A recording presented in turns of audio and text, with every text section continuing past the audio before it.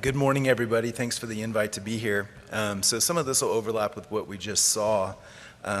Next 8 minutes will show a few cases of some relatively straightforward filter retrievals and some that are a little bit more complex. So just to start off, despite this being year 2019, I think you guys all appreciate when you do filter work that there are still filters that fall through the cracks, patients show up, and filters have not been tracked appropriately. So I would encourage the audience, wherever you work, very important to have a robust tracking mechanism in place for your filters that either you put in or your colleagues put in. This is data that just typifies that point. If you look at kind of modern series, still it looks like some large centers are actually retrieving less than half of the filters in a timely fashion. So this is still an ongoing problem and something that we should combat to do right for our patients. So to start off with a first case, this is a common occurrence in your labs where you work. It's a tilted filter. Usually when you get in here, before you take your first venogram, you think this is going to be a 2-minute procedure, you'll be done and you're out and no problems for the patient. But occasionally you do find these tilted filters and they can take a little bit more time to address. Here I've highlighted on the right panel what this looks like. You can see that the apex of this filter is against the cable wall. There's also a small side branch coming out, which actually created some problems when coming from below, because sometimes the first thing you like to do is get a wire across this area to see if that changes the conformation of the tip towards the wall so that you can appropriately snare it from above. So what do we do when we see tilted filters? Well, there's a lot of different things. As I said, the first thing that's easiest to do oftentimes is just apply a rigid wire, whether that's an Amplatz or something of the like. If you can snake that down near the apex of the filter and get that down into the femoral or iliac veins from above, oftentimes the rigidity of that wire is enough to pull the apex of the filter off of the wall such that it can be appropriately snared. Sometimes you have to be a bit more aggressive and actually physically balloon the apex of the filter off the wall such that you can snare it. So that's what's depicted in the upper right panel here. But when that fails, sometimes you have to employ what's known as a loop snare technique, where you get a catheter below the filter. Once the catheter is below the filter, you can run a wire back up in a cranial direction.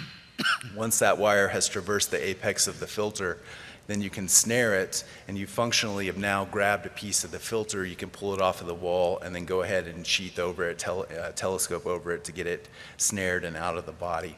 That's what we elected to do in this case. You can see we used an OmniFlush catheter to get below the filter, applied a simple wire, wired back up north, snared the wire up north, and then once we had that, then we had a nice supportive rail. We could telescope over down with our big sheath and retrieve the filter.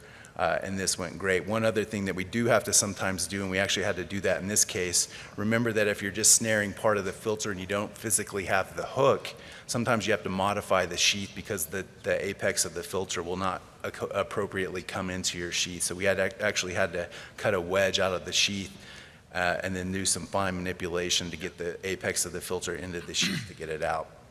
So simple techniques, but very effective in dealing with tilted filters. Next case is that of an embedded filter, and I think the previous speaker alluded to the use of laser. This is an old Optese placed many years ago, and oftentimes what we find when we do these, when we try to get those out, we're able to house at least half of the filter, but it's usually that last third of it that's very recalcitrant. It's stuck to the cable wall. There's a lot of tissue ingrowth, and things will remain embedded there, and this won't be effective. So you can deal with this in a couple of ways. This is one pretty well publicized and published way to do that, where you have a dual access technique where you snare the bottom of the filter through a femoral approach, snare the upper part through a jugular approach. Once you have that, you can use a 2-sheath system to kind of house the entire filter and then pull it out. In this case that I just showed, we elected to use laser, and there's actually pretty good published data now looking at laser for this. Appears to be safe and effective at least 90% of the time. And these are pretty simple procedures to perform. This is what this looked like for us fluoroscopically, the laser sheath. You have to be somewhat patient, but then usually that last bit will give. In this case, we always do a venogram post. There was no cable disruption effective. It took a little bit of time, but the patient went on to do quite well. What about thrombosed filters? These are perhaps more of a problem, and these seem to always occur in patients that aren't good candidates for thrombolysis, because thrombolysis actually works quite well for these, but in our experience that tends not to be the case. So this was a guy that unfortunately had suffered an intracranial hemorrhage a couple of months prior. Secondary to that hospitalization, he had a provoked left lower extremity DVT. And then unfortunately did okay, got out of the hospital, but he came back to us with socked in clot bilaterally and early signs of phlegmasia, so we kind of had to act. I think with the recent brain hemorrhage, we were all reluctant to proceed with catheter-directed thrombolysis or something along those lines, so we had to employ a thrombolytic-free strategy. So what we did was, ultimately our plan was to come from above and do suction embolectomy with the angiovac system. It's basically a large bore catheter that removes a lot of fluid from the body. That fluid gets cleansed through an external bypass circuit and gets redelivered through a different cannula back into the body. It can pull up to 3-4 liters per minute, so it's a really big, robust, almost a cardiac bypass device. So here's us below, just showing that the iliac veins are occluded. Remember, the CT venogram that I just showed suggested also that in addition to the filter being thrombosed, there was actually clot above the filter. And when we see that, most of the time we're going to elect to place a suprarenal filter at the time while we work on this, because we're worried about more proximal embolization. So that's how we started the procedure. Here on the left, we have the angiovac cannula down into the cava above the existing filter.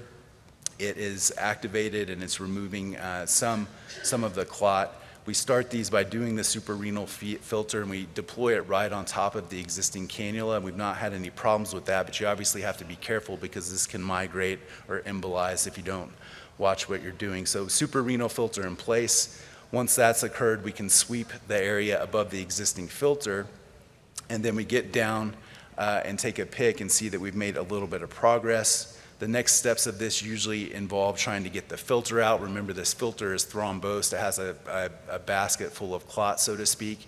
So we oftentimes have to balloon under that filter to try to disrupt the clot, get it out of the way.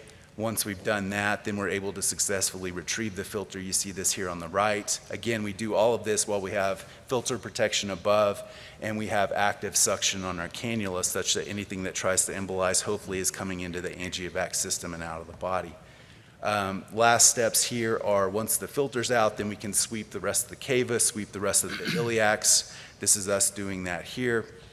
And then fortunately, we're able to get, with a little bit of touch-up venoplasty, getting down to the left leg, we were able to get good results, and this is what this kind of looks like after we're all done. So both the filters are now out, including the one that was thrombosed, and the iliacs are open. This guy did great. He felt like $1 million the following morning.